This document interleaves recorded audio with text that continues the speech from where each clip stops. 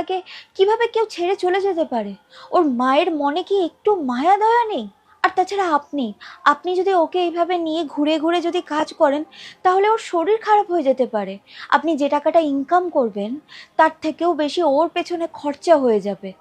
আপনি বরং এক কাজ করুন, বাড়িতে কাউকে রাখুন যে ওর খেয়াল রাখবে। কি করে রাখবো ম্যাডাম?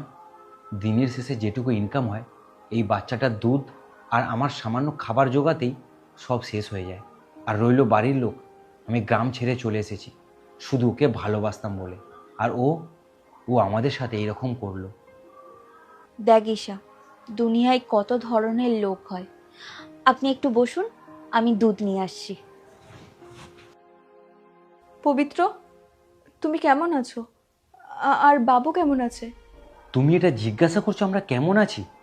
তুমি চলে যাওয়ার পর আমরা কেমন আছি তুমি জানো না সেটা? আমার কথা ছেড়ে দাও, এই বাচ্চাটার দিকে একবার দেখো। আমি জানি এসব জিজ্ঞাসা করার যোগ্য আমি নই, আর ক্ষমা চাওয়ার মুখও আমার নেই। আমি যার জন্য তোমাদের ছেড়েছিলাম সেও আমাকে ছেড়ে চলে গেছে। তাহলে তোমার এই স্বপ্ন ছিল যে তোমাকে ছেড়ে চলে গেছে? কি জানি কি পাপ করেছিলাম যে তোমার মতো একজনকে আমি পেয়েছিলাম, যে আমার জীবনটা, আমার বাচ্চার জীবনটা পুরো ছারখার করে দিয়েছে।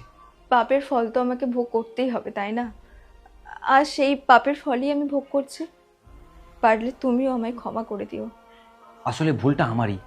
আমি যদি জানতাম তুমি এখানে আছো, আমি কখনই এখানে ডেলিভারি করতে আসতাম না।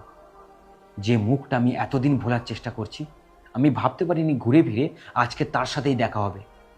না না, আমি এখানে বেশিক্ষণ থাকতে পারবো না। আমি এখন আসি। পবিত্র, পবিত্র, আমার কথা শোনো। পবিত্র।